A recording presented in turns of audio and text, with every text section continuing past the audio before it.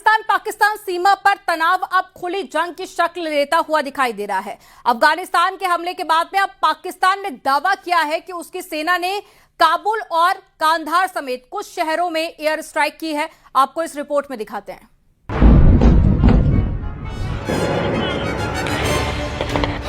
पाकिस्तान की चौकियों पर हमला,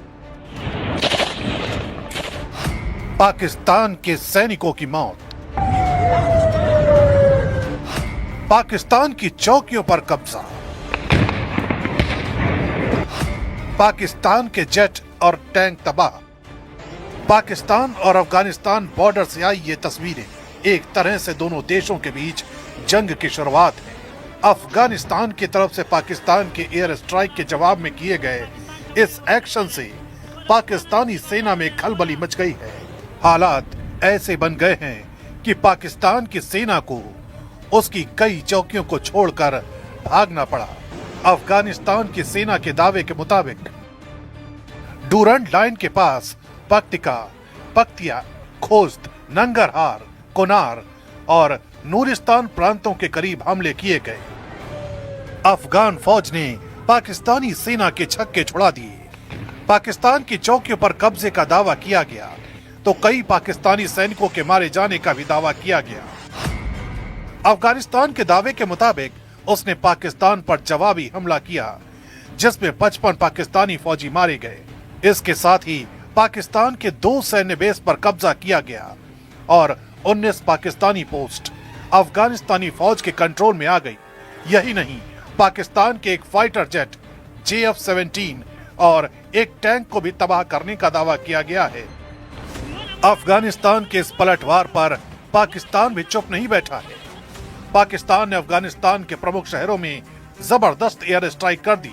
दावे के मुताबिक पाकिस्तान ने अफगानिस्तान सरकार के मिलिट्री ठिकानों पर बमबारी की है।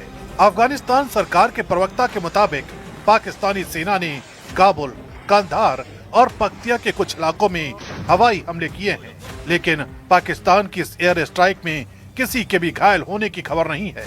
पाकिस्तान अफगानिस्तान के बॉर्डर पर हुई इस जंग ने दोनों देशों के बीच तनातनी को इस कदर बढ़ा दिया है कि अब ये युद्ध ऐलान के रूप में बदलने वाला है। ऐसा इसलिए क्योंकि अफगानिस्तान की जवाबी कार्रवाई के बाद पाकिस्तान के रक्षा मंत्री की बौखलाहट साफ दिखी।